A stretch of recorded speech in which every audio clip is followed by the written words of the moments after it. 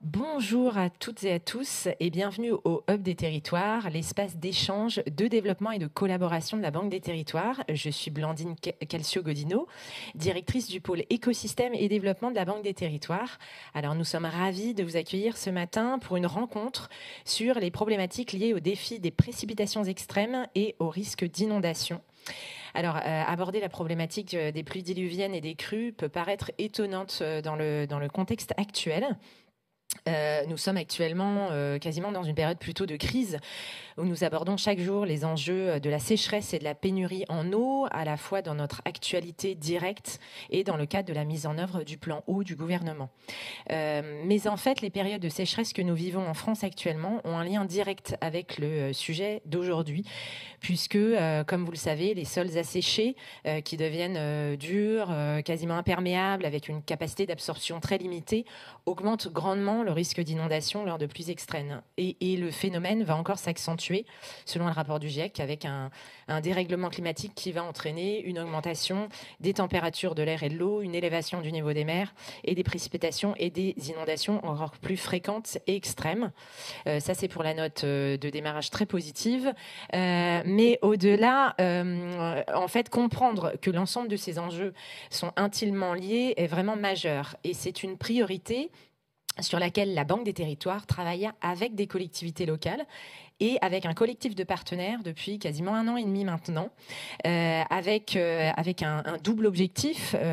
D'abord, favoriser la sensibilisation, le partage de connaissances, la formation sur le sujet de l'eau. C'est un des sujets sur lesquels on travaille avec le Cercle français de l'eau, et je vois Florence dans la salle ce matin d'ailleurs.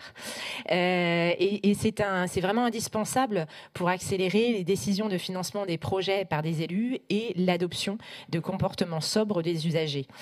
Mais notre deuxième objectif, c'est également de construire un accompagnement de bout en bout pour les collectivités et d'accélérer la mise en œuvre de leurs projets.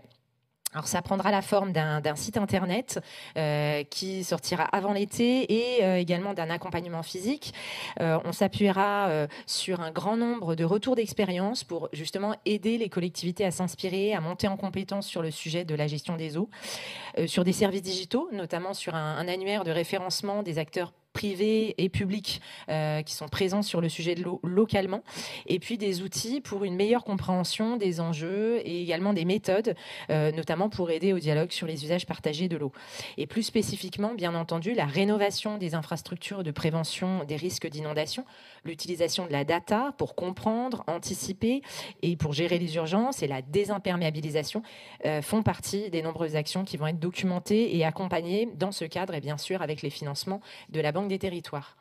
Alors, avant de laisser Gilles Vauquelin, directeur de la transition écologique et énergétique à la Banque des Territoires, avant de le laisser nous en dire davantage et introduire nos différents intervenants ce matin, je souhaitais vous dire juste quelques mots rapides sur notre dispositif Hub des Territoires. Donc ce Hub, c'est donc un dispositif qui est résolument tourné vers l'externe, à la fois vers nos partenaires, avec nos partenaires et au bénéfice de nos clients partout sur le territoire, dans une volonté d'incarner cette ouverture à l'externe de la Banque des Territoires, cette stratégie écosystème de la Banque des Territoires.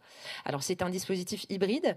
On est heureux de vous accueillir ce matin physiquement ici, dans ce lieu, à côté de la gare d'Austerlitz, mais aussi à distance. L'ensemble de nos événements sont captés et retransmis à distance. Le Hub des Territoires, il est destiné à réunir et à animer l'ensemble de l'écosystème de la Banque des Territoires, à faire collaborer public et privé, donc à la fois les acteurs territoriaux, des partenaires institutionnels, des associations, des experts internes, externes et bien sûr des acteurs privés. Il est destiné à inspirer des réussites territoriales et à donner toutes les clés pour accélérer la transformation des territoires. Alors, nous avons un programme extrêmement riche avec de nombreux événements, ateliers, débats, retours d'expérience.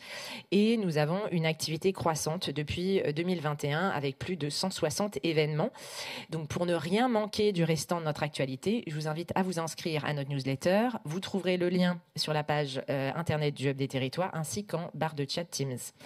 Il ne me souhaite plus qu'à vous souhaiter une très belle rencontre, une très belle matinée riche de retours d'expérience qui, on l'espère, vous permettront de vous emparer concrètement de cet enjeu majeur pour nos territoires.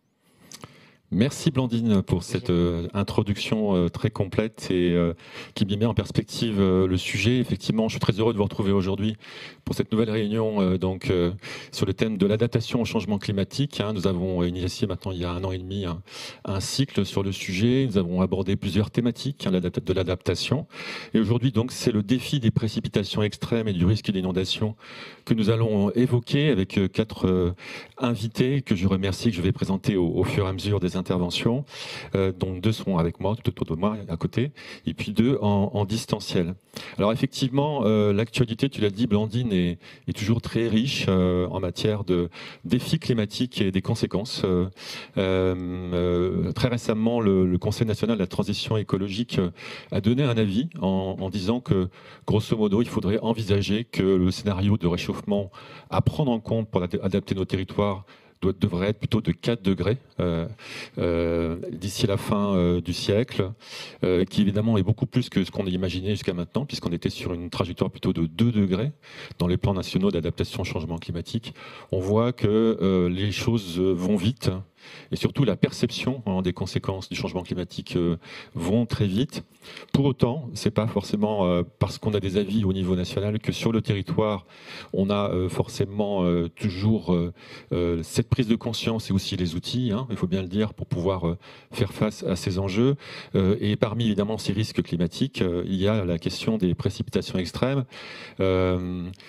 Auparavant, on avait du mal à imaginer ce scénario, mais être tranquillement assis à sa terrasse et voir brutalement le ciel se noircir, le vent tomber, et puis au bout de quelques minutes, voir d'un seul coup un rideau de pluie qui tourne de manière ininterrompue pendant des heures, de manière extrêmement concentrée, extrêmement intense, sont des scénarios qui n'étaient pas forcément extrêmement courants dans le passé, mais qu'on a vu apparaître ces dernières années en France, et qui conduisent effectivement à des conséquences de ruissellement extrêmement importants dans différents espaces urbains ou ruraux, et qui évidemment ont des conséquences qui ne sont pas forcément faciles à gérer et qui créent d'autres risques par rapport notamment au risque d'inondation qu'on connaissait de manière un peu plus traditionnelle. Donc l'idée, c'est effectivement ce matin de faire un petit tour d'horizon de la situation et puis aussi de pouvoir vous informer sur des solutions, sur des soutiens que vous pouvez avoir en matière de traitement de ce sujet. On sait à quel point il y a les risques climatiques peuvent être divers, donc ça peut être, je dirais, un peu lointain, mais néanmoins, on nous annonce, je ne veux pas être non plus comme Blandine, oiseau de mauvais augure, mais enfin, on nous annonce un épisode de reprise de El Niño l'année prochaine, notamment dès la fin de cette année, et on sait que ça peut avoir des conséquences extrêmement variées sur les climats et ses conséquences. Donc prudence quand même pour les mois à venir. Alors, on va commencer tout de suite avec vous, Stéphanie. Stéphanie Bidot. Donc, je suis très heureux de vous accueillir ici ce matin au Hub. Donc, vous êtes chargée de gestion et des risques et des crises à l'Association des maires de France et présidente d'intercommunalité, souvent bien connue sous l'acronyme de AMF. Donc Stéphanie, vous êtes doublement, je dirais, compétente sur le sujet, puisque vous avez aussi été pendant près de 10 ans directrice d'une structure associative qui s'appelle le Centre européen de prévention des risques et d'inondation. Et donc vous avez cette compétence aussi, on va dire, technique sur le sujet. Alors Stéphanie, vous travaillez, j'ai dit, pour l'AMF, et finalement, ça serait intéressant de dire comment ce sujet en fait, de la prévention des risques d'inondation, notamment des précipitations extrêmes, est appréhendé en fait, par l'AMF aujourd'hui. Pourquoi avoir créé en fait, ce service et cette responsabilité que vous avez aujourd'hui au sein de l'AMF? Bonjour, merci de cet accueil au sein du Hub des territoires. Alors, pour répondre à votre question, l'Association des maires de France et des présidents d'intercommunalité s'est saisie de ce sujet plus large en fait de gestion des risques et des crises sous l'impulsion de son président David Lisnard, qui avait vraiment émis une volonté très très forte que l'AMF soit beaucoup plus présent, accompagne les élus locaux sur ces sujets dès sa prise de fonction, donc en novembre 2021. Donc sur cette impulsion, cette demande, l'Association des maires de France et des présidents d'intercommunalité a créé un groupe de travail spécifique spécifique, donc composé évidemment de maires. Donc à peu près une soixantaine d'élus composent actuellement ce groupe de travail, donc avec évidemment une hétérogénéité liée à notre organisation territoriale, avec des maires de très petites communes de 150 habitants jusqu'à des eurométropoles, type Eurométropole de Lille. Donc on voit effectivement une grosse diversité. Donc ce groupe de travail a été créé durant l'été dernier, donc l'été 2022, avec pour objectif d'écouter de façon très précise les demandes et les attentes des maires et des élus locaux sur ce sujet-là, pour permettre à l'AMF de rédiger une feuille de route, pour permettre à l'Association des maires de France et des présidents d'intercommunalité d'accompagner vraiment les élus sur ces thématiques. Alors, il n'y a pas la seule thématique du risque inondation, d'événements climatiques extrêmes, puisque cette feuille de route concerne aussi la totalité des risques, donc naturels, mais aussi technologiques, sécuritaires, cyber, donc avec vraiment une approche très importante, parce qu'on se rend compte qu'un certain nombre de réflexes et d'outils dans la gestion des risques et des crises peuvent être largement mutualisés, que l'on soit face en fait à un événement climatique ou un événement de crise autre. Donc ce GT a travaillé durant toute l'année 2022. Donc une feuille de route a été rédigée et maintenant on va expérimenter plus territorialement en fait cette feuille de route à travers certaines associations départementales des maires de France, et pour envisager un déploiement plus large, plus important à compter de novembre 2024. D'accord. Et quand vous parliez de déploiement, en fait, ça se traduit comment concrètement? C'est-à-dire que là, vous avez donc une feuille de route, un diagnostic, donc aussi sans doute identifier en fait des actions. Et donc, vous parliez d'expérimentation et de déploiement. Ça veut dire que l'idée, c'est de mettre en place un certain nombre d'actions très concrètes un peu partout sur le territoire? Oui, tout à fait. Donc, de savoir exactement quel est l'état d'attente en fait des élus locaux. Donc, on a, comme je vous l'expliquais, une assez grande hétérogénéité, des maires qui ont besoin d'une prise de conscience, d'une sensibilisation sur l'exposition de leur territoire, et puis des maires beaucoup plus éprouvés qui, eux, ont besoin d'aller plus loin, de monter en charge de façon beaucoup plus précise sur la gestion des risques et des crises. Donc, l'objectif, c'est d'arriver à répondre à ces différentes attentes, alors par de l'accompagnement, par aussi des kits particuliers, le partage d'un certain nombre de documents ou de modèles en fait pour les élus locaux, aussi des sessions de sensibilisation, mais pour aller plus loin aussi des sessions de sensibilisation, et puis pour leur faire prendre conscience aussi qu'ils ne sont pas seuls et qu'ils ont tout un écosystème autour d'eux qui peut leur permettre aussi d'avoir de l'aide sur un certain nombre de points. D'accord. Alors passons maintenant justement donc au cas d'application sur les précipitations extrêmes et le ruissellement. Alors Blandine le disait tout à l'heure dans l'introduction. En fait, on a sans doute l'habitude de parler plus de problèmes de sécheresse en ce moment, même s'il pleut quand même pas mal à ce printemps 2023. Mais néanmoins, c'est quand même le sujet principal aujourd'hui en France. Et donc, on a peut-être tendance à un petit peu oublier cet autre volet en fait, des précipitations ou du manque de précipitations. Et comment est-ce que vous analysez justement ce risque aujourd'hui sur les territoires, quelle est son ampleur et comment il se traduit en fait sur le terrain? Qu'est-ce que vous avez observé en fait sur le sujet? Alors, le phénomène de risque inondation n'est pas nouveau, et avant même de parler de changement climatique, l'exposition du territoire français était déjà très important au regard du risque d'inondation. Donc on avait, on a des chiffres, on disait que sur le seul débordement de cours d'eau, un habitant sur 4 concerné potentiellement par le risque inondation, un emploi sur 3. Effectivement, le changement climatique, là où il apporte des évolutions importantes, et vous l'avez dit en introduction, c'est à la fois une augmentation des événements de pluie extrême, et comme vous l'avez dit, cette augmentation d'événements de pluie extrême favorise et augmente les phénomènes de ruissellement, surtout quand on a des périodes de grande sécheresse, puis en fait ces événements de pluie extrême avec des sols qui peinent en fait à absorber l'eau qui arrive, et donc qui créent ces fameux phénomènes de ruissellement. Et ces phénomènes de ruissellement, on a en fait, on a l'habitude de dire que ça va concerner et que ça concerne pas loin des 3/4 des communes en France sont concernées d'une façon ou d'une autre par ce type d'inondation. Et puis l'autre aussi événement important lié au changement climatique, mais vous l'avez dit, c'est l'augmentation du niveau de la mer et aussi en fait, alors depuis 2010 particulièrement avec la tempête Xynthia, mais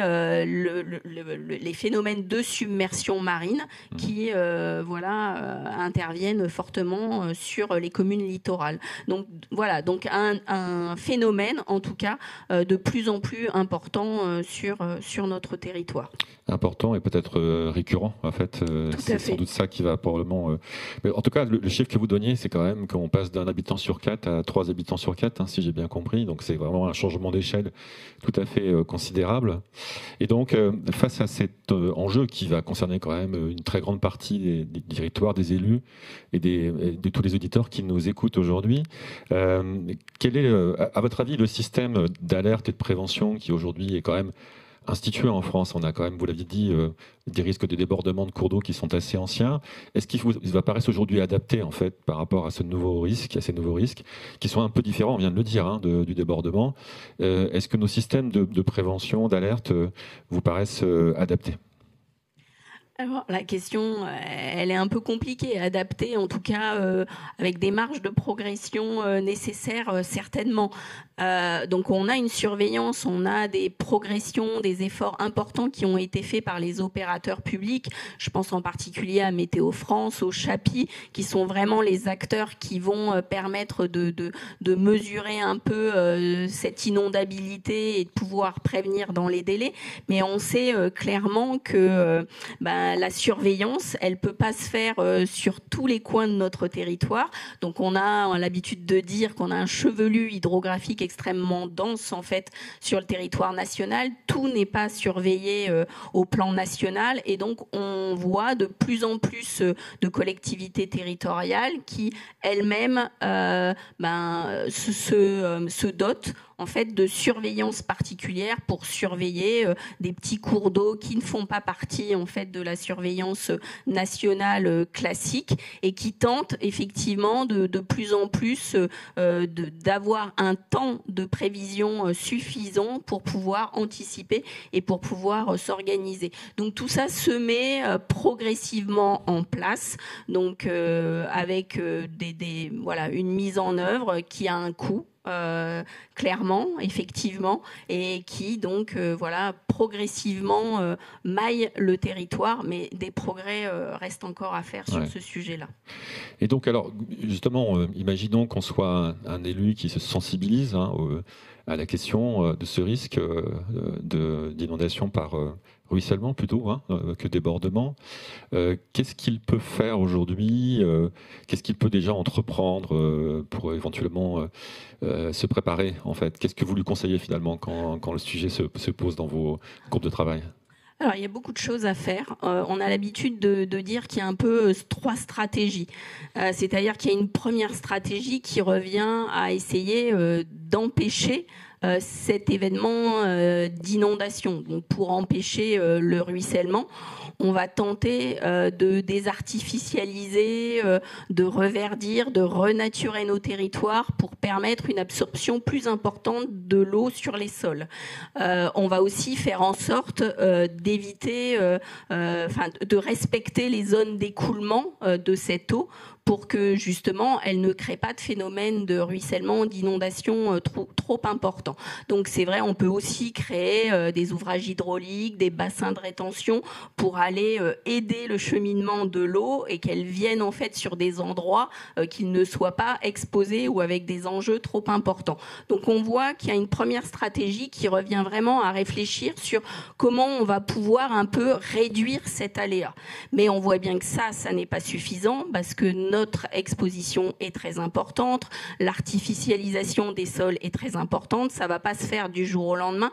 Donc il y a après une deuxième stratégie qui est la stratégie de réduction de la vulnérabilité. Alors réduire sa vulnérabilité, c'est faire en sorte justement que les enjeux les plus sensibles se trouvent pas en fait sur le cheminement de l'eau. Donc là, ça ramène à tout ce qui est politique d'urbanisme, politique d'aménagement du territoire entre les mains des élus locaux pour qu'ils aient pleinement conscience de leur exposition et qu'ils puissent décider justement de l'occupation de l'espace de leur commune ou de leur intercommunalité de façon beaucoup plus éclairée au regard du risque inondation.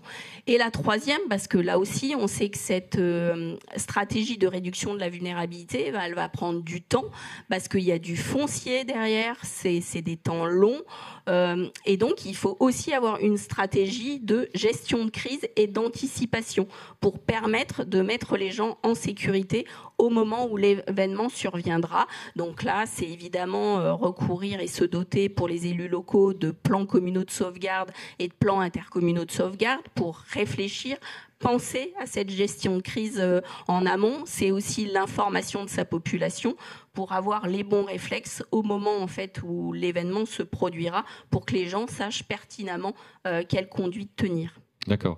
Mais du coup, ça fait quand même beaucoup de choses à faire, finalement, en parallèle. Oui. Faire des plans de sauvegarde, avoir des systèmes d'alerte, et puis aussi faire un travail, on va dire, d'urbanisme, en fait, qui est quand même très important, vous l'avez souligné. Donc, ça fait quand même beaucoup de chantiers à la fois. Et donc, face à ça, en fait, est-ce que vous avez le sentiment quand même que il y a des solutions qui sont peut-être un peu moins...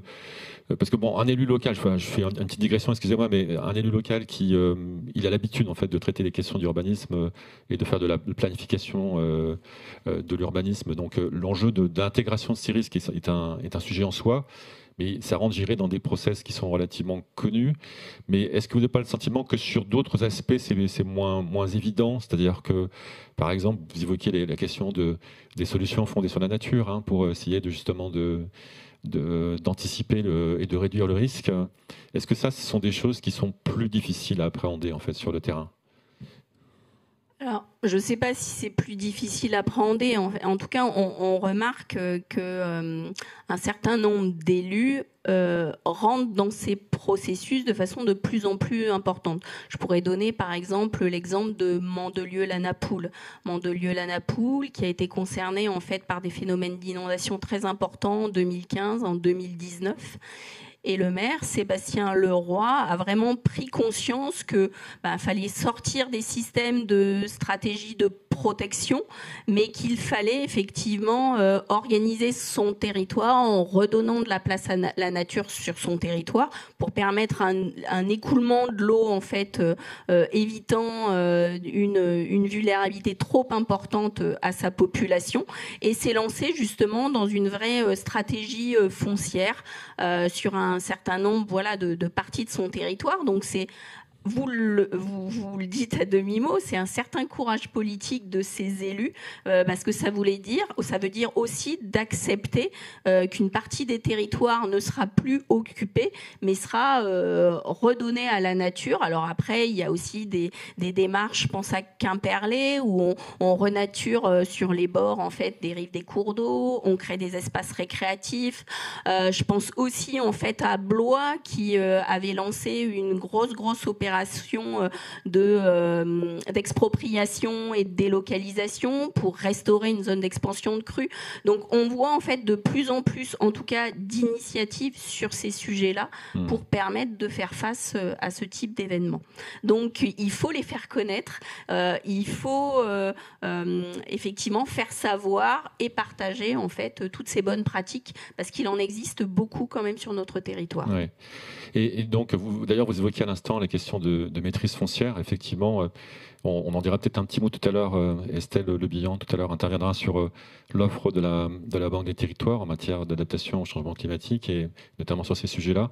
Et c'est vrai qu'on a des outils aussi de maîtrise foncière qui peuvent être mis à disposition des élus. Je dis ça au passage. Finalement, pour conclure, quel est votre... principal message que vous voudriez passer en fait aux gens qui nous écoutent, que vous n'avez pas forcément encore rencontrés aujourd'hui et qui se sont connectés parce qu'ils se sentent sensibilisés à la question? Alors, je pense qu'un des points importants qu'on a vu au travers le groupe de travail qui a été mis en place, c'est effectivement cette hétérogénéité des élus locaux, et on a quand même noté un besoin très important de connaissances, de prise de conscience, parce que savoir et comprendre, mine de rien, c'est la base de la mise en action. Et donc ça me paraît un élément très très important de pouvoir permettre aux territoires de connaître précisément l'exposition de leur territoire, de comprendre précisément ce qui est en train de se passer au niveau du changement climatique, pour qu'en ayant cette prise de conscience et cette sensibilisation, ils puissent entrer en action. Donc c'est ça, c'est savoir et comprendre qui me paraît vraiment le point important au stade où nous en sommes.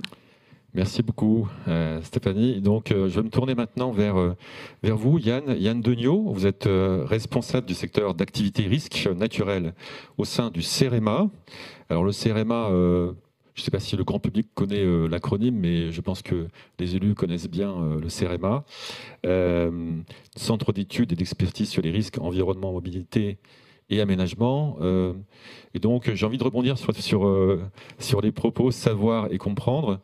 Et c'est aussi un peu votre devise, non, au CEREMA? J'imagine que c'est quelque chose qui vous parle quand on dit ça. Oui, bien sûr, effectivement. Et donc, peut-être pour entamer la question avec vous, est-ce que vous pouvez nous rappeler quand même rapidement quel est le rôle et puis les objectifs du CEREMA, en fait, hein, surtout sur le thème de la prévention des inondations? Oui, alors d'abord merci de m'accueillir aujourd'hui dans cette instance. Alors le CEREMA, c'est un organisme public d'expertise en fait, hein, qui est un tiers de confiance finalement pour les territoires et un trait d'union entre les collectivités et les services de l'État. Historiquement, on avait une forte activité pour l'État et aujourd'hui notre gouvernance est ouverte aux collectivités et on développe une grande activité maintenant pour les collectivités. Sur les problématiques de risque inondation, on a une longue expérience. Notre objectif et je dirais notre rôle, c'est d'apporter finalement une expertise, je vais dire intégrée, de l'ensemble du dispositif de prévention des risques hydrauliques, qu'ils soient maritimes ou continentaux, en allant de l'évaluation de l'aléa jusqu'à la sécurité des ouvrages hydrauliques, le diagnostic de vulnérabilité, tout ça dans une optique, je dirais, d'aménagement durable des territoires et de développement en tenant compte des risques, en fait, hein. Voilà, vers des solutions d'aménagement finalement résilientes, on va dire, aux risques et aux catastrophes. D'accord. Et alors, du coup, vous parliez de diagnostic. C'est un peu aussi une des prestations importantes que vous proposez en fait aux collectivités locales, hein, puisque Oui. C'est quand même important, effectivement, quand on aborde le sujet, de comprendre dans quelle mesure on est touché par le sujet et comment il peut se traduire, j'imagine. C'est ça un peu? Oui, bien sûr, c'est comme le disait Stéphanie tout à l'heure, comprendre pour agir, c'est essentiel. Et donc nous, on intervient à la fois dans la compréhension, je dirais, de l'aléa, c'est-à-dire comprendre quels sont les phénomènes qui vont impacter un territoire, mais aussi, je dirais, dans l'autre volet du risque, qui est la vulnérabilité, c'est-à-dire comprendre quels sont les enjeux du territoire, comment ceux-ci peuvent être impactés du coup par les risques auxquels ils sont confrontés, et comment en croisant les deux, on peut définir des stratégies d'action qui soient pertinentes pour le développement du territoire de manière résiliente, quoi. Avec toujours cette idée d'avoir une approche systémique, c'est-à-dire de pas se focaliser que sur les risques, mais de voir aussi les interactions avec les autres politiques publiques quelque part, et de gérer l'ensemble du système pour qu'il s'articule bien et qu'on ait une véritable résilience complète au risque, quoi.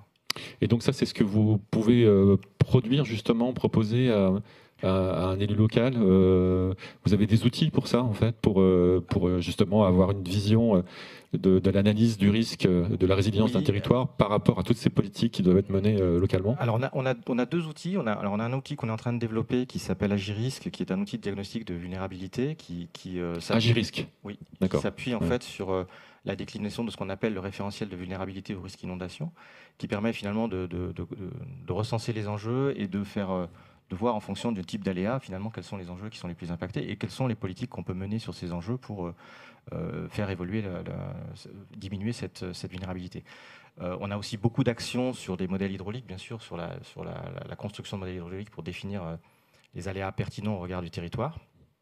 Et puis, de manière plus globale, on a ce qu'on appelle, nous, la boussole de la résilience, qui est une démarche un peu plus macro, qui est à une échelle qui va intégrer les risques au sein de la résilience complète du territoire en prenant en compte d'autres aspects sur la mobilité, sur la sécurité alimentaire, enfin se poser tout un tas de questions, je dirais, par rapport au fonctionnement même du territoire, en intégrant les risques comme une donnée voilà, dans ce diagnostic plus global. Et justement, cette approche, vous constatez qu'elle se développe ou est-ce que ça reste encore un peu empirique, ponctuel Non, ça se développe pas mal. On a pas mal d'actions, pas mal de territoires qui se lancent dans cette réflexion-là. On a accompagné le département de la Nièvre, par exemple, sur un grand diagnostic de résilience à l'échelle du département. On a d'autres collectivités qui s'intéressent. Alors, des fois avec des focus un peu particuliers. Hein. On a en ce moment la région PACA qui s'intéresse à des problèmes de résilience de ces infrastructures. On a travaillé du côté de Bordeaux aussi sur l'infrastructure des ports, où on travaille beaucoup sur la résilience des ports face au changement climatique, avec un grand programme d'ailleurs qui doit être lancé bientôt, une réflexion un peu globale à l'échelle de l'ensemble des ports. Donc voilà, il y a plein de choses qui se mettent en place. Enfin, ça suscite pas mal de discussions. Et parce que là, les exemples que vous donnez, ce sont plutôt des grandes collectivités locales, hein, des régions, des métropoles là, ou des ports. Donc, est-ce qu'on a aussi la même prise de conscience et la même approche dans les territoires plus ruraux, en fait? Alors oui, on a des actions. Alors là, c'est souvent plus ponctuel, c'est souvent lié à des événements. Je pense en particulier, par exemple, à des communes dans les Vosges qui ont été impactées par des phénomènes de ruissellement et qui sont venus nous chercher pour essayer de comprendre ce qui s'était passé et voir quels étaient les types d'actions qu'on pouvait mettre en place. C'est une commune de Jean de Lincourt, par exemple, dans ces coins-là, qui sont venus interroger le CEREMA et on a déployé pour eux un retour d'expérience, finalement, une analyse des phénomènes, une cartographie du ruissellement et puis ensuite proposer des solutions d'action pour essayer d'aménager et de réduire en fait les impacts sur la commune. Donc ça peut arriver aussi. On travaille à toutes les échelles en fait. D'accord. Mais plutôt alors il y a certains qui prennent un peu le devant, si je comprends bien, qui anticipent et d'autres qui réagissent en quelque sorte. Tout à fait. Ouais, l'enjeu, ça doit être sans doute quand même d'arriver effectivement à avoir cette prise de conscience un peu plus générale et une anticipation, ce que disait Stéphanie tout à l'heure, hein, d'arriver à avoir une anticipation qui soit un peu plus développée. Alors pour les gens qui nous écoutent, qui pourraient se poser la question, je suis pas vraiment, je me suis connecté ce matin parce que c'est un sujet qui peut m'intéresser, mais j'ai pas forcément le sujet dans ma commune. Je sais pas trop si je vais être concerné en fait ou pas et dans quelle ampleur. Qu'est-ce que vous conseillez en fait en termes d'approche, comment s'y prendre? Alors, tout à l'heure vous donniez quelques outils, hein, mais vous conseillez de commencer par quoi en fait? Est-ce qu'il faut vous contacter? Est-ce qu'il faut d'abord que la collective locale fasse sa propre démarche? Est-ce qu'il faut qu'elle se rapproche de l'AMF pour commencer à débroussailler le sujet et puis ensuite s'adresser à vous? Enfin, comment ça marche? En fait, il y a déjà beaucoup d'informations publiques qui existent sur ce sujet-là. Météo France a mis en place alors j'ai perdu le nom, peut-être que tu l'as Stéphanie, mais un site qui permet de voir sur sa commune en fait quels sont les risques qui sont présents. Alors il y a Géoris, mais il y a le IAS aussi. Il faut appuyer sur le bouton, Adrien. Pour oui, Climadiag, oui, tout à fait. Climadiag, merci. Merci. Qui permet effectivement d'avoir une première vision des risques sur son territoire. Donc je dirais qu'il faut déjà essayer de recenser l'information accessible et disponible. D'accord. Géorisque, Climadiag, ce genre de choses, et puis commencer à prendre connaissance des différents risques auxquels est soumis le territoire. Et puis ensuite, effectivement, il faut lancer une démarche de diagnostic et de connaissance. Hein. C'est la base, c'est le premier pilier de la prévention. Connaissance, diagnostic, connaissance des aléas, des risques, des enjeux. Et à partir de là, réfléchir à quelles actions on peut mener, soit en termes de surveillance, soit en termes d'information des populations, soit en termes d'inscription dans l'urbanisme des risques. Et puis bien sûr, pour arriver à ce que disait Stéphanie, c'est la gestion de crise. Hein, qu'est-ce qu'on peut faire aussi pour accompagner les événements qui vont arriver, sachant que avec le changement climatique, la difficulté, c'est qu'il y a les aléas qu'on connaît, les aléas historiques, et puis il y a les évolutions qui vont évidemment impacter ces aléas, je dirais, la manière dont ces aléas vont se produire sur le territoire, ce qui suppose d'anticiper un petit peu des évolutions différentes par rapport à ce qu'on a connu. Et le cas des pluies intenses, c'est un peu ça, c'est-à-dire qu'en fait, on s'aperçoit qu'on va avoir demain des pluies intenses sur les territoires qui seront plus fréquentes, sur des territoires qui n'avaient pas forcément l'habitude de connaître ce genre de pluies intenses. Donc ça suppose d'anticiper un peu sur des aléas qu'aujourd'hui on ne connaît pas forcément. Est-ce que vous avez, à partir de votre expérience, une sorte de morphotype de territoire qui peut être particulièrement impactés par ça. On pense plutôt par exemple, à des villes qui sont dans des cuvettes, par exemple, ou en montagne, j'imagine, là où il y a du relief qui favorise le ruissellement rapide et massif. En fait, il y a tellement de facteurs qui interviennent sur la transformation de la pluie en risque hydraulique que je dirais que presque chaque cas est un peu spécifique et chaque cas a ses facteurs de risque. Chaque territoire a ses facteurs de risque. Donc, alors évidemment, si on est dans une zone en cuvette, ou au débouché d'un talweg sec en Méditerranée, après un incendie qui a bien détruit le couvert végétal, on risque d'avoir un peu plus de chances de se retrouver face à des événements extrêmes très rapidement, quoi. Mais ça dépend vraiment de l'analyse du territoire. Je pense qu'on peut pas. Les risques s'ancrent vraiment dans la géographie. Et donc, c'est indispensable de vraiment d'étudier la géographie. Donc, il faut vraiment s'adapter à la géographie et du coup, les réponses doivent aussi s'adapter à la géographie. Et là-dessus, une petite question aussi sur. Je reviens un peu sur la question que je posais tout à l'heure à Stéphanie sur les questions. Souvent, les élus sont partagés entre des solutions, on va dire, techniques, d'infrastructures un peu lourdes. Bon, vous disiez à l'instant la question aussi de comment est-ce qu'on fait pour canaliser les eaux. On sait qu'il y a des investissements sur la gestion des eaux de pluie qui commencent à être de plus en plus coûteux pour les collectivités locales. Elles sont par ailleurs confrontées à des investissements aussi très lourds à consentir sur d'autres sujets, y compris sur l'eau.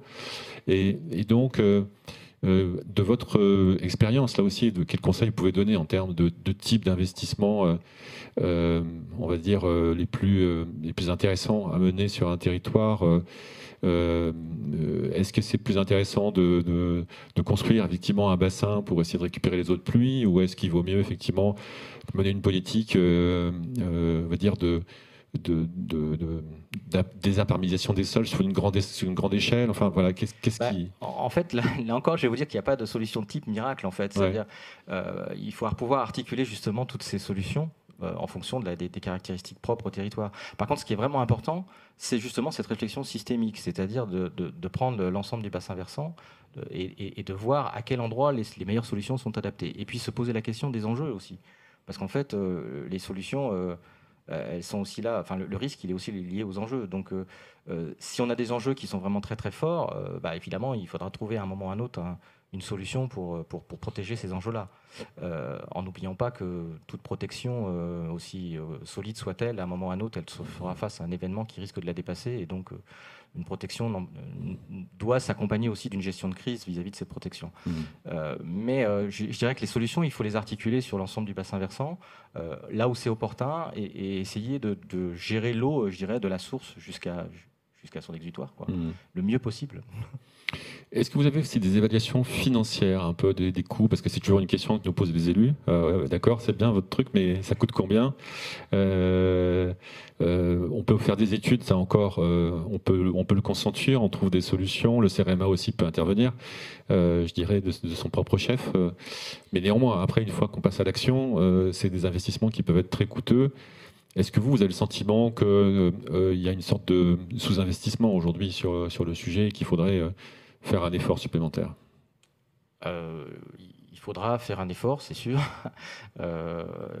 Oui, nous on n'a pas. Moi, j'ai pas vraiment d'idée sur les coûts globaux. J'ai pas de retour d'expérience là-dessus, mais on a quand même le sentiment qu'il y a un sous-investissement dans la gestion de l'eau et qu'on va faire face à des évolutions qui vont nécessiter effectivement de se poser les bonnes questions et de mettre l'argent au bon endroit, quoi. Donc, je dirais déjà poser la réflexion, poser le cas de la réflexion, avoir la bonne stratégie, et puis ensuite, effectivement, il faudra trouver l'argent nécessaire pour la mettre en œuvre. Mais on n'a pas de retour d'expérience. On n'a pas suffisamment de retour d'expérience encore là-dessus, mais d'accord. Mais enfin, on sent que ça va quand même. Ouais. En tout cas, ça sent sans doute une préoccupation assez forte des élus de pouvoir optimiser, on va dire, leurs moyens financiers pour essayer d'avoir le plus gros impact possible en termes de prévention. Ça va probablement être un des sujets. Peut-être, donc là, je crois qu'on a un petit peu abordé les sujets. Est-ce que vous aviez, vous-même, envie de donner un conseil particulier au vu de votre expérience ou au vu de même certains exemples que vous avez rencontrés, qui vous ont frappé, des conseils un peu pratiques, concrets pour les gens qui nous écoutent? Je dirais que le conseil, c'est de ne pas attendre, en fait. Voilà, je pense qu'il vaut mieux identifier très rapidement les risques et se mettre en ordre de bataille. Et considérer le risque non pas comme comme une contrainte, mais quelque part un aiguillon, quelque chose qui oblige à agir, à se poser les bonnes questions. Parce que quand on commence une démarche, très vite, on engage un processus et qui permet d'aboutir à des stratégies intéressantes. Je vois. Nous, on a pas mal accompagné de collectivités justement à cette réflexion amont. Je pense à des travaux qu'on a menés dans le sud-ouest, dans le cadre d'un projet de recherche qui s'appelait Sudoé, où on a accompagné des collectivités de montagne à réfléchir finalement aux risques auxquels ils étaient confrontés du côté des Pyrénées. Et à travers d'ateliers, on a pu très rapidement voir quelles étaient les contraintes qui pesaient. Il y avait beaucoup de contraintes sur ces territoires de montagne, mais finalement, malgré tout, on arrive à dégager des pistes d'action, à voir un peu ce qui était possible de faire en fonction des contraintes de la commune, de ses moyens limités. Et puis, ça enclenche une dynamique, je dirais, qui permet d'avancer et puis de se préparer à ce qui, de toute façon, va arriver. Est-ce que vous avez justement sur votre site des références, des exemples qui peuvent être regardés justement par les gens qui nous écoutent? Vous avez un centre de ressources qui est accessible pour oui, au public? On a toute notre documentation qui est une grande partie qui est en accès libre sur CEREMADoc, sur le site du CEREMA, vous allez trouver toutes les informations, à la fois sur les études qu'on mène ou sur les rapports publics que l'on peut trouver. Et puis on a des appels à projets aussi, alors que ce soit sur le littoral ou sur la GEMAPI, avec des partenaires sur lesquels on fait des retours d'expérience sur ce qu'ils mettent en œuvre ou les réflexions qu'ils ont pour développer soit la GEMAPI, soit l'adaptation des territoires littoraux. Et voilà, donc on met à disposition un certain nombre de ressources qui sont facilement accessibles. Merci beaucoup pour ces explications qui viennent bien compléter, je trouve, les propos de Stéphanie. Stéphanie, est-ce que vous voulez réagir sur les propos d'Yann? Non, on est en phase, peut-être dire par rapport en fait aux pistes financières et d'action, un outil dont on n'a pas du tout parlé pour le moment, qui sont les programmes d'action de prévention des inondations, les PAPI, qui à mon avis sont des bons cadres qui permettent à la fois de mettre autour de la table en fait tous les acteurs qui peuvent être impactés d'une façon ou d'une autre par ces phénomènes d'inondation, donc très largement, où il y a les services de l'État, les différentes strates de collectivités territoriales, éventuellement des acteurs en fait privés. Je pense aux chambres de commerce et d'industrie, par exemple, qui peuvent avoir des démarches de réduction de la vulnérabilité auprès des entreprises. Et puis, surtout, l'avantage, en plus de mettre autour de la table un certain nombre d'acteurs, c'est aussi de bénéficier de cofinancement. Donc, à la fois de cofinancement par le fonds Barnier, et puis même en apport aussi du fonds vert, puisque le fonds vert qui a été mis en place aussi permet de compléter un certain nombre de financements, d'actions pour répondre à ces différentes stratégies dont on a parlé tous les deux pour le moment. Donc ça paraît être un bon outil aussi pour mener ce type de réflexion. Oui, je suis complètement d'accord avec ce que tu viens de dire, Stéphanie. C'est vrai que le papier a ce grand mérite de mettre tous les acteurs du territoire autour de la table. Et ça, c'est très très important dans cette réflexion, parce qu'en fait, quand on fait une démarche de diagnostic, si on arrive à la partager, à la faire admettre par toutes les parties prenantes, on a beaucoup plus de chances que ça se mette en place et que les choses avancent, quoi. Merci beaucoup. Est-ce qu'on a des questions pour l'instant? Non. Donc, j'invite nos auditeurs à ne pas hésiter à envoyer sur le chat des questions s'ils le souhaitent, de manière à ce qu'on puisse faire réagir en direct les personnes qui sont avec nous ce matin. Et donc, du coup, si on n'a pas de questions pour l'instant, on va enchaîner avec Jean-Luc Nuel, qui est directeur de projet chez Nîmes Métropole. Est-ce que vous êtes Ah, pardon, une question dans la salle. Excusez-moi. Avant. Bonjour, merci Gilles. Désolée de lever la main un petit peu tardivement. Florence Domas, déléguée générale du Cercle français de l'eau. J'avais une question pour Madame Bidot. Je me demandais quels accompagnements aussi vous aviez auprès des maires pour arriver en fait à mutualiser à l'échelle intercommunale, mais aussi à l'échelle du bassin versant, pour justement arriver à trouver des stratégies, finalement de prévention contre les inondations à l'échelle du bassin versant. Alors, Au stade où on en est, en fait, dans la feuille de route de l'AMF, je vous l'avais indiqué, on est vraiment sur la prévention des risques et des crises au sens large. Donc, pas avec la seule approche pour le moment risque inondation. Donc, on va lancer, en fait, les expérimentations sur un certain nombre de départements. Donc, dans ce cadre-là, on va voir les demandes et les attentes, en fait, que vont avoir les élus locaux dans cette démarche-là. Et je pense que voilà, au fil des mois, on sera plus à même à caler exactement le rôle de l'AMF et des associations départementales sur ce sujet-là. Mais pour le moment, c'est un petit peu tôt. On n'est pas rentré en fait dans une mécanique aussi précise avec les élus, risque par risque. On est plutôt dans une démarche globale en fait à ce stade. Merci Stéphanie. Alors, je me tourne vers Jean-Luc Nuel, directeur de projet chez Nîmes Métropole. Est-ce que vous m'entendez, Jean-Luc ? Je vous entends très bien. Bonjour à tous et à toutes. J'espère que vous m'entendez également. Parfaitement. Merci beaucoup d'être avec nous ce matin, de nous avoir rejoints à distance, mais néanmoins tout fonctionne très bien.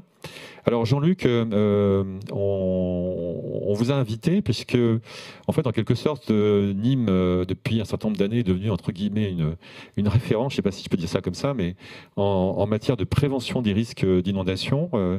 Votre métropole est connue pour être un territoire qui est assez exposé à ce risque, et en même temps qui a donc aussi été impacté et qui a aussi su s'adapter. Donc, ce qui serait intéressant de développer avec vous, c'est effectivement, peut-être vous me disiez un peu pourquoi finalement vous êtes devenu une référence, qu'est-ce que vous avez pu mener sur votre territoire et pourquoi vous l'avez mené.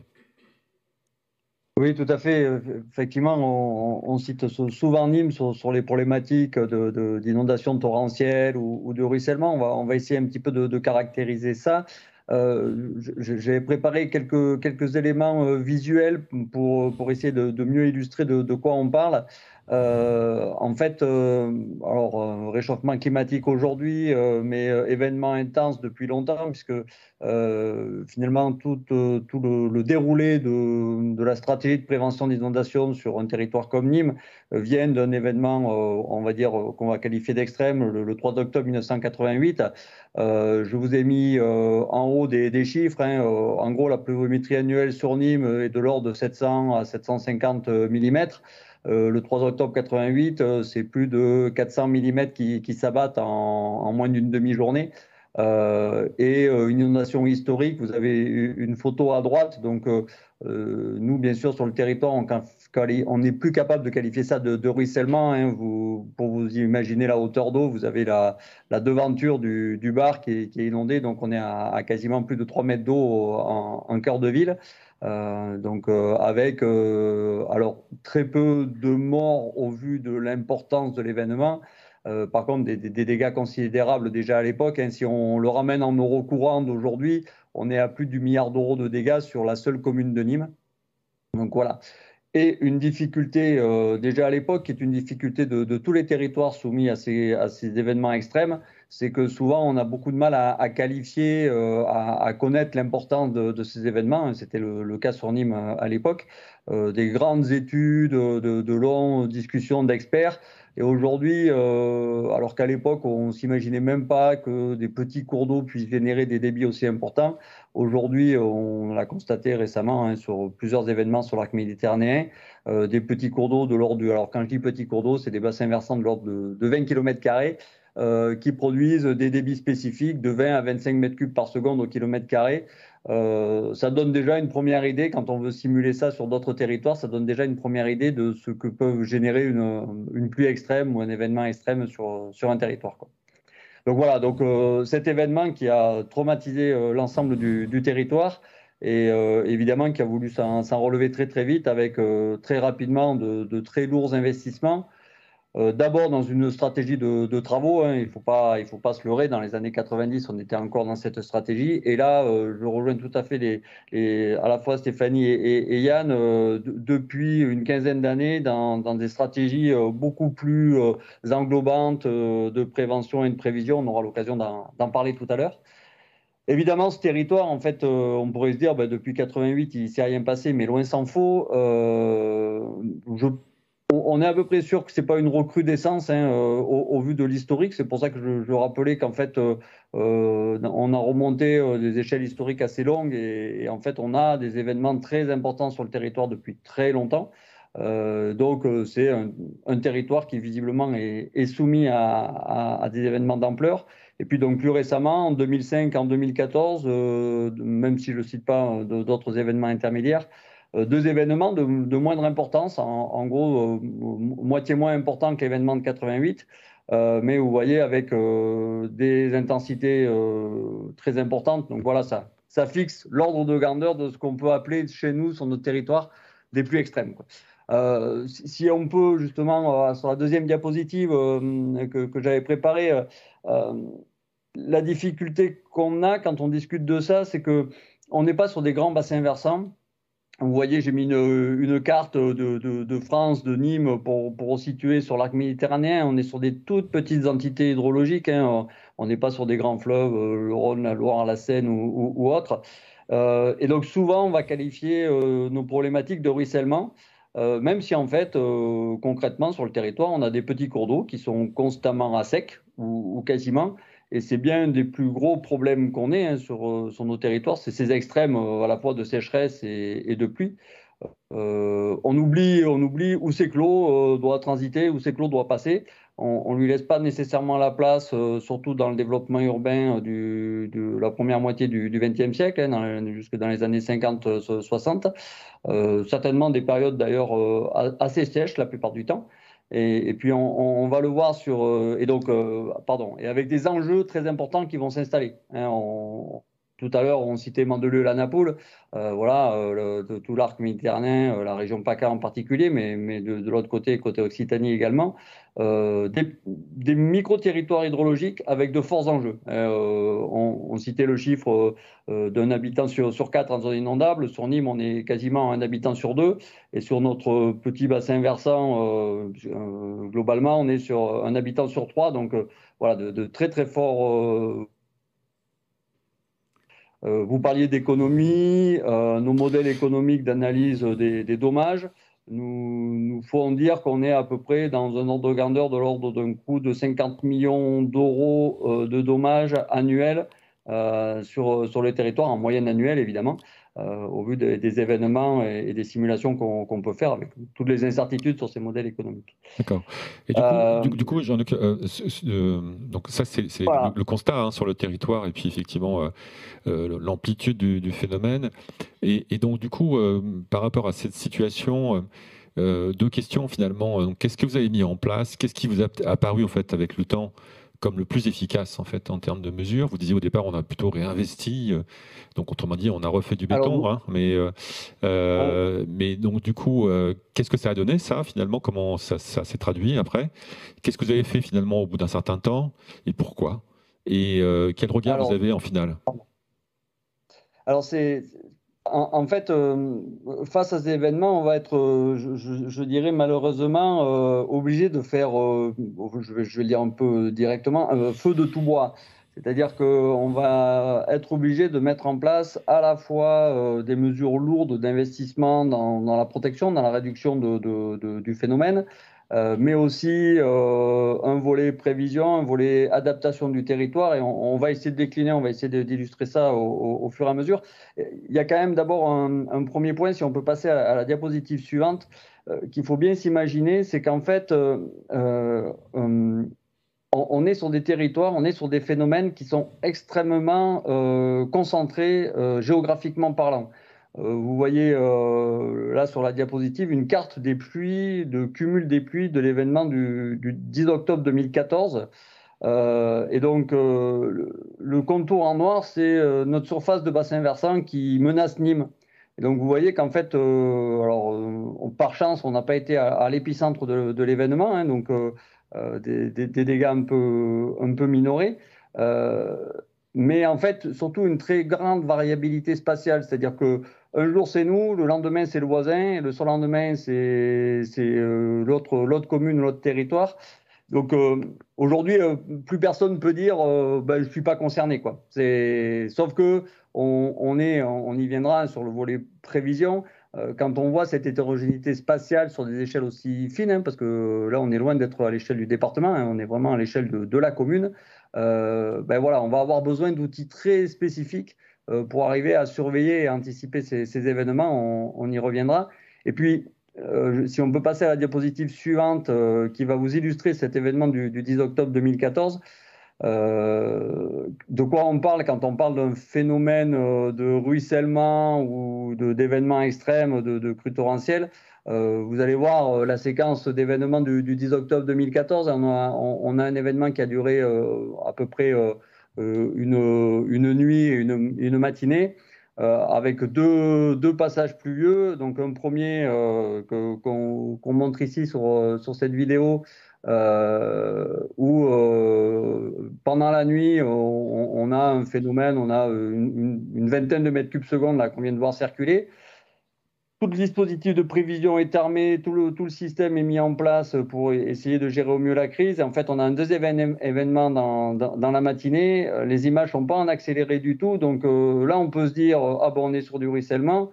Une demi-heure après, je défie quiconque de qualifier ça de ruissellement. On est très clairement dans du débordement torrentiel de cours d'eau, alors qu'on n'est pas en territoire de montagne. Et donc, voilà, 20 minutes plus tard, on est dans des phénomènes dans lesquels on vient de passer de l'ordre d'un écoulement de l'ordre de 5 mètres cubes seconde à un écoulement de l'ordre d'une centaine de mètres cubes par seconde, quoi. Donc, voilà. Une fois qu'on a ça en tête, une fois qu'on montre ça à des élus, forcément, on va dire qu'on a la capacité de se doter de moyens assez importants pour faire face à ces problématiques et adapter notre territoire, quoi. Très clairement, quoi. Et donc, oui. Allez-y, Jean-Luc. Ouais. Allez-y. Non, c'était ma question. Maintenant qu'on l'a bien vu, effectivement, l'impact, c'était très visuel, ce que vous venez de montrer. Donc, effectivement, comme vous dites, ça sensibilise beaucoup, évidemment, très vite. Et du coup, qu'est-ce que vous avez mis en place, en fait, si on peut essayer de résumer un peu les solutions? Voilà, si on résume les solutions, Stéphanie l'a abordé, sur le territoire français, on a un outil qui existe depuis une quinzaine d'années, qui est quand même un outil magnifique en termes de synergie, qui est le PAPI, le Programme d'action de prévention des inondations. Et donc, si on peut regarder sur la diapositive suivante, ce PAPI, vous allez voir, on est en capacité d'engager l'ensemble des acteurs locaux et nationaux dans une même stratégie qui va se décliner sur des programmes d'action qui peuvent être évidemment plus ou moins lourds, adaptés à l'importance des territoires et des phénomènes à gérer. Mais je me suis amusé dans cette diapositive à remettre les logos des principaux acteurs. Et alors souvent, on a tendance à dire chacun tire la couverture de son côté, on n'arrive pas à les faire travailler ensemble. Le PAPI, c'est un outil magnifique de synergie dans lequel on a vraiment un contrat partenarial. On se fixe, on a une stratégie, on se fixe des objectifs et on essaie de dérouler des programmes alors qu'ils sont sur des durées de l'ordre de 6 à 7 ans. Sur notre territoire, on en est au 3e et avec des montants investis, donc je rappelais un certain nombre de chiffres. Évidemment, on a un enjeu de travaux parce que on est très sensible. Aujourd'hui, on a des risques de débordement de nos petits cours d'eau qui sont de l'ordre d'une période de retour de quelques années. On a une chance sur 2, sur 3 dans l'année d'être inondé. Et donc l'objectif, c'est déjà de réduire cette fréquence. Donc avec des travaux très très lourds. Sur la vidéo, vous avez vu un équipement qui est financé par des PAPI. Mais en fait, ces PAPI, ils ont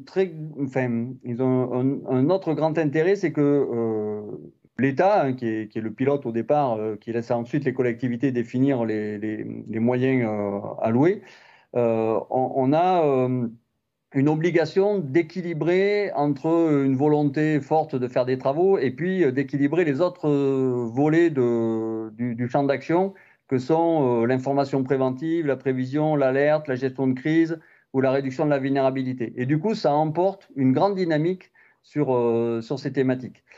Si on regarde sur la diapositive suivante par rapport à l'ensemble de notre auditoire, pour essayer de sortir un petit peu du cadre ni mot ni moi, j'ai essayé de synthétiser les chiffres. Donc, dans la diapositive suivante, là, on a une synthèse un petit peu des chiffres investis sur le dernier programme, sur la période 2015-2022.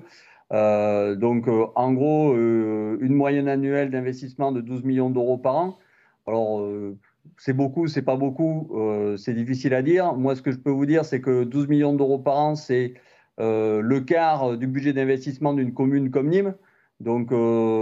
Si ça représente quelque chose, ça voudrait dire que chaque année, il faudrait consentir à mettre un quart du budget d'investissement de la collectivité dans la prévention des inondations, ce qui paraît énorme. Et donc, bien évidemment, c'est ça ce qui se passe en préfinancement, mais il y a un cofinancement, je vous l'ai marqué, hein, de 60 à 80% au travers du PAPI. Et c'est ça qui engage une dynamique colossale en termes d'investissement. Si on rapporte ça aux habitants en zone inondable sur notre territoire, en gros, on investit à peu près chaque année en moyenne 130 euros. Et si on le ramène à l'ensemble de la population, cette fois-ci, dans un élan de solidarité, je dirais, au travers de l'ensemble de la structure des impôts qu'on paye ou des contrats d'assurance, puisque une grande partie est financée par le fonds Barnier, qui sont des cotisations assurantielles, on est sur de l'ordre de 40 euros par habitant et par an, quoi. Donc, voilà, tout à l'heure, vous questionnez un petit peu sur des chiffres. C'est un exemple d'un territoire là, qui agit depuis plus de 30 ans et depuis plus de 15 ans dans la stratégie dans le cercle des papilles. Et voilà ce que ça peut donner au vu, encore une fois, des phénomènes auxquels on a à faire face et des enjeux associés, quoi. Juste une petite question en passage. Vous parlez de 50 à 80% de cofinancement. Qui est-ce qui vous cofinance concrètement? Vous aviez évoqué le fonds Barnier à l'instant, qui effectivement est un fonds assurantiel, hein, qui vient aussi financer la prévention. Est-ce qu'il y a d'autres sources de financement qui existent? Quels sont les guichets en fait? Oui, alors dans le cadre de la mise en œuvre des PAPI sur notre territoire, on a le principal cofinanceur qui est effectivement l'État au travers donc, de ce fonds Barnier, le fonds de prévention des catastrophes naturelles. Et puis, du coup, on embarque aussi avec nous les autres collectivités, parce qu'on est sur des territoires extrêmement sensibles à la problématique inondation, que sont à la fois le département du Gard, la région Occitanie et le fonds européen FEDER, hein, qui vient également en appui sur nos actions, quoi. Donc on a ces 4 partenaires financiers qui nous permettent d'avoir des taux de financement très très conséquents. Stéphanie a ajouté le fonds vert aussi, hein, qui aujourd'hui permet d'être un nouveau guichet qui vient s'additionner aux autres, j'imagine. Alors effectivement, ça va dépendre des territoires. Sur notre territoire, comme on est très engagé dans la stratégie PAPI et que donc le fonds Barnier est très fortement mobilisé, nous on est resté sur ces éléments-là. Le fonds vert mis en place depuis le début de cette année vient effectivement potentiellement compléter sur certains territoires qui étaient peut-être moins engagés ou en tout cas en déficit de cofinancement qui peut venir effectivement aider en complément, quoi. Jean-Luc, le temps passe, donc peut-être est-ce qu'on peut venir justement là vous avez commencé à évoquer les solutions, donc les infrastructures, les aménagements notamment de cours d'eau, on a vu ça tout à l'heure. Est-ce qu'il y a d'autres actions que vous avez mises en place qui sont importantes, alors, qui paraissent structurantes? On pourrait citer, on a des programmes où il y a 70 à 80 actions, donc on ne va pas toutes les dérouler ce matin. Il y en a 2 qui sont très emblématiques de ce qui se fait sur le territoire. Une qu'on évoquera peut-être ensuite, qui est un système de prévision très particulier. Stéphanie évoquait la complémentarité entre les systèmes de prévision de l'État, Météo France et donc Vigicru, et puis les collectivités. Donc la ville de Nîmes est très en avance là-dessus, puisque dès les années 2000, elle a mis en place son système de acronyme ESPADA pour essayer de mieux anticiper les événements. Et puis l'autre dispositif qui est là illustré sur cette diapositive, qui est les démarches qu'on a qualifiées de à l'abri. C'est nos collègues, nos voisins des Gardons, qui avaient trouvé cet acronyme au départ, hein, donc dès 2015, parce qu'on a souvent eu une critique sur notre territoire de dire vous agissez sur le futur, mise en place en particulier des PPRI avec l'État, donc voilà, urbaniser de manière beaucoup plus intelligente vis-à-vis de l'emprise des zones inondables. Mais par contre, il y a tout l'existant. Et sur l'existant, qu'est-ce que vous faites? Et donc, on s'est engagé dans ces démarches à l'abri qui sont aujourd'hui, alors qui commencent à faire beaucoup de petits, et qui sont à la fois porteurs de beaucoup de solutions très factuelles, et en même temps qui nécessite énormément de synergie sur le territoire, puisque vous voyez, l'objectif, c'est d'aller chez le particulier, donc chacun des propriétaires situés en zone inondable, pour aller faire un diagnostic et lui préconiser des mesures individuelles de réduction du risque sur son habitation. Alors, on le décline aussi auprès des entreprises et auprès des collectivités qui ont des établissements sensibles. Mais là, je vous illustre l'exemple sur l'habitation avec des mesures assez simples la plupart du temps. Essayer d'éviter l'intrusion d'eau dans des zones où il y a des biens et des personnes. Potentiellement pouvoir construire un espace refuge quand il faut se mettre hors d'eau par rapport à une cote d'eau trop conséquente. Quand on a plus d'un mètre dans une habitation, enfin, on risque d'avoir plus d'un mètre dans une habitation et qu'il n'y a pas d'étage, c'est un vrai problème. Et d'autres mesures encore un petit peu plus pragmatiques. Ce qu'il faut bien voir, c'est que c'est des dispositifs qui sont très lourds à mettre en place. On peut comparer ça, parce que tout le monde connaît aujourd'hui l'activité sur la rénovation énergétique. Donc on peut comparer ça à la rénovation énergétique, mais ciblée sur la prévention des inondations. Donc en fait, vous faites quoi? Vous financez un diagnostic, c'est ça? Oui, si on au peut profit passer du à la propriétaire? diapositive suivante, on va clairement illustrer ça. On prend en charge à 100% le diagnostic chez le particulier.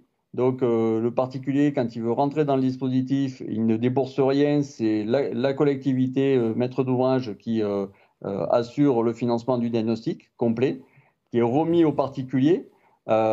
Qui est avec des préconisations. Alors des fois, il n'y a aucune préconisation. Finalement, le particulier, son habitation, elle est hors d'eau. Voilà, il a cette documentation et il sait ce qu'il en est. Pour évidemment un certain nombre d'autres, il y a des mesures potentiellement à prendre. Donc, qui lui sont conseillés. La plupart, j'ai illustré deux exemples. La plupart du temps, c'est la bosse de barrières anti-intrusion d'eau, donc notre petit vocabulaire bâtard d'eau. Et puis, pour des cas un peu plus importants sur nos territoires, la création d'espaces refuges. Donc ça lui est conseillé. Et on l'accompagne ensuite dans la mise en œuvre de ces travaux. Enfin, en tout cas, l'obtention des devis, le montage des dossiers de demande de subvention, puisque les travaux sur notre territoire sont extrêmement bien subventionnés et on a vu un décollage très net de l'engagement des particuliers dans ces actions grâce à ce cofinancement très important, puisque l'État intervient à 80% au travers encore une fois de la mobilisation du Fonds Barnier. Le département du Gard, pour les foyers modestes et très modestes, intervient à 20%. Donc, ça veut dire que le particulier, quand c'est le cas, il ne débourse rien. Et ensuite, sur le territoire de la ville de Nîmes et l'agglomération prennent en charge, en fait, ce que l'État ne prend pas en charge. Donc, en gros, sur Nîmes, les travaux pour les particuliers sont in fine gratuits, sachant que la plus grosse problématique qu'on a aujourd'hui, c'est qu'il est obligé d'en faire l'avance. Et donc, on a des dossiers de travaux souvent de l'ordre de 3 000, 3 500 euros. Et donc, on a des particuliers qui ont des difficultés à faire cette avance-là, mais ils sont quasi intégralement remboursés in fine, et leur habitation est nettement mieux protégée, nettement mieux adaptée. Et donc là, on rentre vraiment dans la stratégie de l'adaptation du territoire existant. D'accord. Et quel est le bilan, Jean-Luc, justement, en termes de travaux? Vous avez... Alors aujourd'hui, sur Nîmes, on a réalisé plus de 5500 diagnostics. Alors ça peut paraître très conséquent et en même temps, ce n'est entre guillemets, j'oserais dire que à peu près entre 20 et 25% du parc de logements concernés. Et on est sur plus de 500 dossiers travaux de réalisation. Donc on voit qu'on a quand même encore une difficulté de passage à l'acte. On a à peu près... aujourd'hui, on est à peu près à 20% des diagnostics qui préconisent des travaux qui sont mis en œuvre effectivement, quoi. Donc, on a encore un problème de passage à l'acte. Mais je dirais qu'après, tout un chacun peut se projeter dans cette idée-là. C'est entre le fait qu'on vous dise qu'il faut faire des travaux pour vous prémunir de l'inondation et le fait de les faire effectivement, on a toute une série de freins. Que ce soit psychologique, financier, de temps à consacrer à ça. Voilà. Donc, okay. On poursuit de manière très, très ambitieuse, puisque notre nouveau c'était ma dernière programme... question, Jean-Luc. C'est quoi l'avenir? Vous avez l'intention de continuer pendant très longtemps encore? on poursuit dans cette dynamique parce qu'on sent bien que c'est une bonne démarche. Les dispositifs que je vous présente là sont quand même très très bien accueillis. Et puis on a malheureusement on avait fait des études pour identifier comment réduire le risque sur le territoire. On a un programme initial de plus de 250 millions d'euros de travaux à mettre en œuvre. On savait bien qu'on ne les ferait pas en 5 ans. Et donc, on a encore des programmes très, très lourds de travaux qui emmènent en fait toute cette ambition sur d'autres mesures qui permettent de mieux adapter, de mieux préparer le territoire aux événements futurs qu'on sait pertinemment qu'on aura. On ne sait pas à quelle échéance et on y est attentif, je dirais, au quotidien dans la surveillance des précipitations qui peuvent se dérouler, quoi. Merci beaucoup Jean-Luc pour cette présentation très détaillée et très complète qui illustre bien ce qu'on peut faire au niveau local, mais avec effectivement des moyens qui sont très importants quand même au profit des particuliers. Donc c'est un exemple qui est très très intéressant et qui montre qu'il faut être résilient et patient aussi pour arriver à s'adapter progressivement à grande échelle. Merci beaucoup Jean-Luc. Voilà, je pense que c'est vraiment le message important, c'est que c'est une stratégie au long cours. C'est pas du je fais, je m'en vais. Pour adapter nos territoires, on a besoin de programmes au long cours et de persévérance de la part de l'ensemble des élus dans cette mise en œuvre, quoi. Merci Jean-Luc. Est-ce qu'on a des questions, Adrien? Toujours pas. Bon, donc, alors du coup, on va enchaîner tout de suite avec Estelle Le Bihan qui va nous rejoindre. Bonjour Estelle, merci d'être avec nous aussi ce matin. Donc Estelle, chef de projet secteur public local et projet complexe à la direction des prêts à la Banque des Territoires.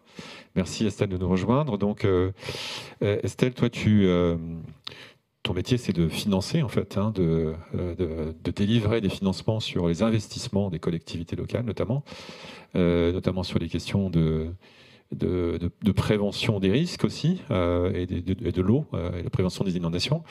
Est-ce que tu peux effectivement nous indiquer un peu en quelques mots quelle est l'offre, en fait, de la Banque des Territoires et comment on fonctionne, en fait, quand une collectivité locale a l'intention d'investir sur ces sujets-là? Bonjour Gilles, bonjour à tous.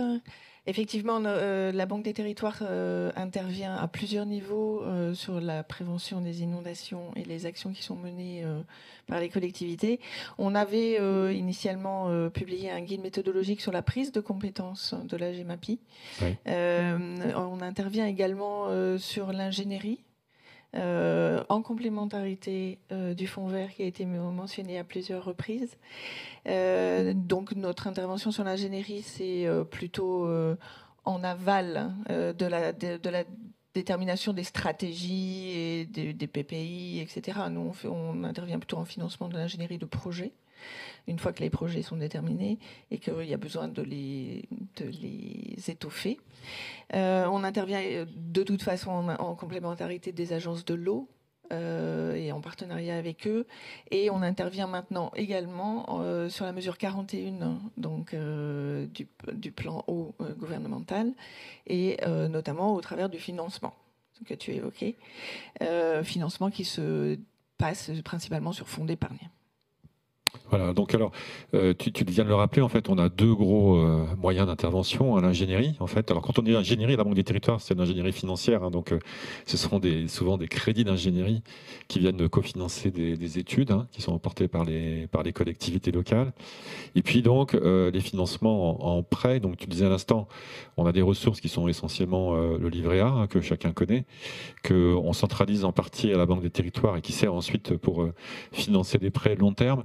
Est-ce que tu peux nous donner justement quelques illustrations de ce qu'on peut financer et comment on le finance finalement? Alors, alors le financement, il est effectivement historique chez nous. On avait commencé en 2019, donc c'est juste pour vous préciser que l'enveloppe Aquaprêt, qui est connue de tous, est renouvelée jusqu'en 2027. Donc c'est une très bonne nouvelle.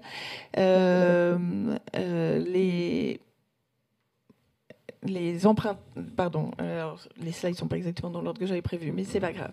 Donc sur les projets, donc nous pouvons financer l'AGEMA, Donc tout ce qui aide à gérer les milieux aquatiques qui aussi des fois contribuent à la prévention des inondations. On l'a dit tout à l'heure, d'ailleurs. Voilà, tout à fait. Donc, et l'Aquapré en lui-même finance énormément de choses. On n'est pas uniquement sur l'inondation. Donc on parle de l'eau potable, l'assainissement, mais également les eaux pluviales. Et donc la prévention et les ouvrages particuliers de prévention d'inondation. Donc il faut entendre que l'Aquapré peut aider sur beaucoup de champs et n'est absolument pas restrictif, purement prévention des inondations. Mais il englobe aussi la prévention des inondations. Mais il l'englobe. Donc si on veut parler d'exemples pratiques, par exemple, nous sommes en bordure de Seine. Il y a tout un plan en amont de Paris et de l'Île-de-France sur la prévention de l'inondation, avec notamment un énorme plan de 600 millions d'euros quand même, et qui inclut des casiers de rétention. Voilà. Donc ce sont ces projets sur lesquels nous pouvons intervenir pour écrêter la crue qui arriverait sur l'Île-de-France et Paris. Donc là, c'est des travaux, en fait. Ce sont des travaux d'infrastructure, en fait. Oui, ce sont des travaux d'infrastructure, mais qui sont aussi parfois, et le plus souvent, intelligemment intégrés dans une stratégie plus large que juste la prévention d'inondation. Donc certains casiers, par exemple, deviennent des lieux de promenade, de biodiversité. Donc ils ont leur utilité prévention d'inondation, mais pas que. D'accord. On finance à la fois des infrastructures, on va dire, en dur, et on finance aussi des solutions fondées sur la nature. On finance, oui, tout à fait. On finance, par exemple, la désimperméabilisation des villes. Donc là où avait été construit du béton et du bitume, on va aider la collectivité à enlever cette couche pour permettre justement l'infiltration des premiers millimètres. Ça n'arrivera jamais à absorber ce qu'on a vu sur les images de Nîmes. Mais c'est une première étape qui évite le premier ruissellement, en fait. Alors peut-être maintenant sur qui peut emprunter, en fait, et voilà, à quelles conditions? Alors, je vous ai remis tous les emprunteurs possibles du PSPL, donc prêt secteur public local. Toutes ne sont pas concernées par la prévention de l'inondation, mais tout le monde se reconnaîtra dans ces listes. C'est évidemment les collectivités territoriales et leurs regroupements. C'est tout le secteur public que l'on a à gauche, y compris pour subventionner, ce que l'on oublie des fois. C'est-à-dire que nous, on finance les projets, mais si une collectivité souhaite subventionner, elle peut emprunter auprès de nous, financer la subvention, pour apporter immédiatement sa subvention. Et elle remboursera plus tard, elle remboursera notre prêt, mais elle a déjà subventionné. Donc c'est possible. Et après, on a également inclus des contreparties privées à partir du moment où elles s'inscrivent dans la politique publique, donc des SEM, des SPL, ou éventuellement des sociétés qui seraient en délégation de service public. Voilà, donc c'est très large. Ok. C'est très large. Et donc alors, la caractéristique chez nous, c'est les prêts longs, en fait.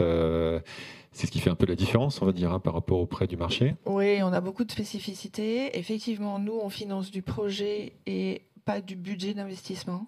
Donc, c'est vraiment du projet. Et nos maturités commencent, pour l'offre classique sur fonds d'épargne, à 25 ans. Et elle va jusqu'à 60 ans, ce qui est une maturité unique, pratiquement, sur le marché. Donc, nous, c'est du 25-60 ans. Voilà, c'est ce qu'il faut retenir. Après, on a des particularités avec d'autres ressources que sont la SFIL et la BEI. Et les conditions de taux? Alors, les conditions de taux sont également uniques. Donc, sachant que le taux est fixe, est un taux variable, mais identique, pardon. Donc, c'est TLA, taux du livret A, celui qui rémunère votre livret A personnel, plus marge de 0,40%. Donc c'est un taux variable puisque quand le livret A bouge, le taux du prêt bougera. En revanche, il est unique dans le sens où quel que soit l'emprunteur, quelle que soit la durée du prêt, quel que soit le montant du prêt, quelle que soit votre localisation, c'est le même taux pour tout le monde. Voilà, donc c'est une vraie particularité du fonds d'épargne. Voilà, et une possibilité aussi d'avoir des taux fixes aussi, désormais aussi chez nous, dans notre offre. Effectivement, on a complété l'offre avec deux ressources financières différentes du livret A, que sont la BEI, ce qui nous permet de prêter sur taux fixe BEI de 15 à 25 ans. Là, je ne peux pas vous donner le taux parce que c'est un taux qui est mensuel, qui est publié mensuellement en fonction des marchés financiers. Et on a une autre offre à taux fixe qui, elle, couvre les maturités 25-40 ans. C'est une ressource SFIL et de la même manière, le taux est connu mensuellement.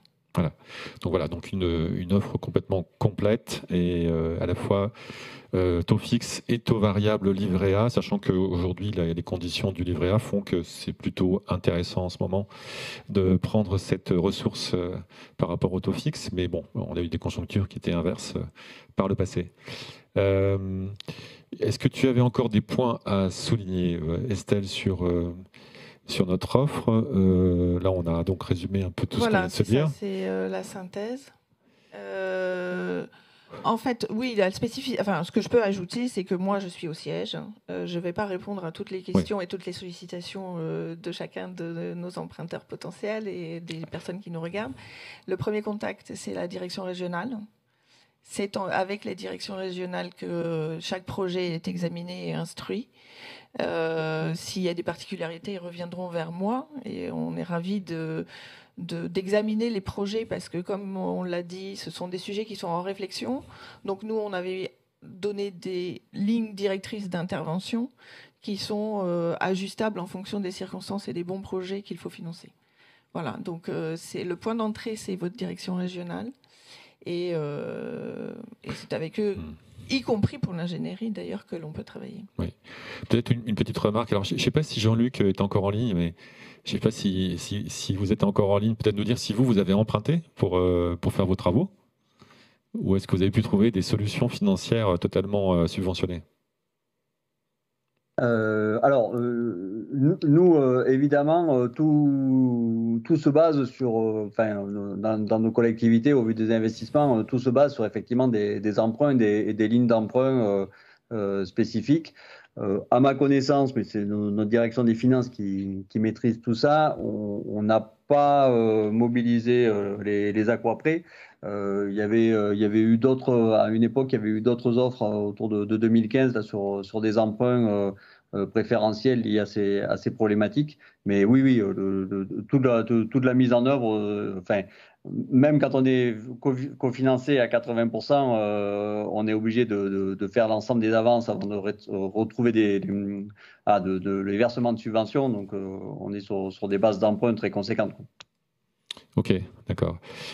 Pour conclure, Estelle, est-ce que tu as un message par rapport justement Parce que souvent, ce qu'on remarque, c'est que d'abord, on finance quand même beaucoup plus aujourd'hui des sujets liés au réseau d'eau et d'assainissement plus que des sujets de prévention d'inondation. Est-ce que tu veux passer un petit message là-dessus? Parce que c'est vrai que c'est peut-être on vient de le dire à l'instant, c'est quand même des investissements qui peuvent être très lourds, qui s'amortissent sur très longue durée.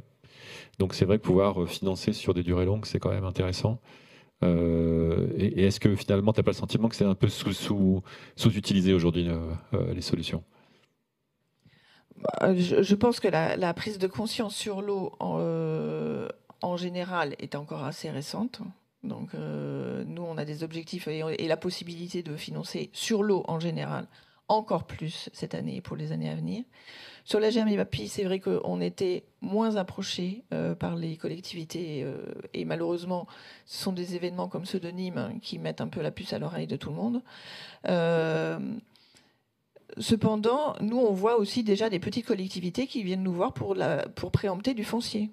Donc simplement de commencer par ça, pas forcément de commencer par des gros travaux, mais simplement de se dire j'ai l'occasion de préempter tel terrain, j'ai l'occasion de faire détruire telle maison, voilà. Et du coup, ça s'inscrit plutôt dans leur projet d'urbanisme pour l'instant. C'est pas forcément des grosses choses maintenant, mais on sent une prise de conscience et voilà, pour des petites choses comme juste du foncier en prévision de plus gros projets GEMAPI, de changer une canalisation d'évacuation des eaux pluviales, voilà. Tous les emprunteurs, tous ceux qui ont des projets constructifs et à faire avancer peuvent nous solliciter. Et sur le portage foncier également, on l'a dit tout à l'heure, ça peut être une piste aussi. On a des outils qui sont en train d'évoluer là-dessus. Oui, aujourd'hui on s'est focalisé sur l'aquaprêt, donc pour pas rentrer trop dans la technique, mais il est vrai qu'on a d'autres prêts comme des Gaïa qui peuvent aider à résorber des friches industrielles. On a aussi du PRU, donc de la rénovation urbaine pour les petites villes comme ACV, donc Action Cœur de Ville, ou Petites Villes de demain. Donc on a une offre complète, qui est encore plus large que ce que je vous ai décrit, et donc on peut accompagner énormément de projets. D'accord. Merci beaucoup Estelle pour ce petit panorama de notre offre et notre capacité de réponse par rapport à ces financements. Alors, est-ce qu'il y a des questions avant de conclure ? Non. Apparemment, tout le monde est satisfait par les explications qui ont été données. Du coup, est-ce que certains d'entre vous veulent me donner une dernière conclusion ? Sinon, on va conclure ce tour de table. Oui. Non, juste pour dire qu'effectivement, pour mobiliser le CEREMA, c'est un peu comme la Banque des territoires, c'est-à-dire qu'il y a des antennes régionales qui sont à l'écoute effectivement des besoins des territoires et qui peuvent prendre en charge les demandes qui peuvent être faites en accompagnement, conseil ou ingénierie sur les sujets de prévention des inondations. Voilà. D'accord, donc on s'adresse aux antennes du CEREMA. C'est au niveau régional, départemental ? Comment ça se structure ? Oui, on a des directions régionales en fait qui sont les têtes de pont en fait pour prendre. Ok. Stéphanie, Jean-Luc, vous voulez dire un petit mot en conclusion ? Vous avez vraiment la minute qui vous appartient, donc c'est à vous. Si vous avez un message à passer, n'hésitez pas. Le message à passer, c'est vrai que du point de vue des élus locaux, anticipez, ne tardez pas à vous saisir de ces sujets parce que les responsabilités, on n'en a pas beaucoup parlé, mais les responsabilités sont très lourdes sur la tête des élus locaux sur ce type d'événement. Donc effectivement, c'est très très important de prendre conscience de ces phénomènes et d'agir avec les aides qui ont pu être présentées, entre autres, ce matin. Jean-Luc, une petite conclusion, une petite lueur d'espoir, parce que votre expérience montre que quand on agit, on peut avoir des résultats. Et finalement, vous avez plutôt réduit le risque aujourd'hui. Oui, je pense que, quand on mobilise ces outils et qu'on prend en main le sujet, encore une fois, c'est une politique au long cours, mais ça donne des résultats effectivement sur des territoires. On n'est jamais à l'abri, hein, le risque zéro n'existe pas, et encore moins dans le principe du changement climatique aujourd'hui, mais on engage des belles actions collectives sur nos territoires, donc c'est très positif et tout le monde en ressort très, très gagnant, quoi. Ok, merci beaucoup donc à vous tous, vous toutes. Merci d'être venus ce matin, merci de nous avoir écoutés. Et donc, on va mettre un terme à cette réunion, ce webinaire. Et puis, écoutez, je donne rendez-vous peut-être à une autre manifestation au sein du Hub. On a fait tout un cycle, je disais tout à l'heure en introduction, sur le thème de l'adaptation au changement climatique. On a passé en revue tous les risques, je pense, qui aujourd'hui se posent dans les territoires. C'était l'occasion de rappeler tous les outils, et je remercie encore intervenants pour vos présentations qui sont à votre disposition. Je pense qu'on essaiera de faire une dernière séquence sur le cycle, sur l'adaptation au changement climatique, une sorte de récapitulatif peut-être de tous les sujets qu'on a pu aborder jusqu'à maintenant. La date n'est pas encore fixée, donc je ne peux pas vous l'annoncer aujourd'hui, mais on va y réfléchir parce qu'il me semblait important de pouvoir conclure ce cycle et peut-être de faire une sorte de retour d'expérience finalement 1 an et demi après sur le sujet. Voilà, écoutez, merci beaucoup de votre attention, à très bientôt. Merci à l'équipe du Hub qui, comme d'habitude, a été au rendez-vous et efficace. Et puis, donc, je vous souhaite une bonne fin de journée et à très bientôt.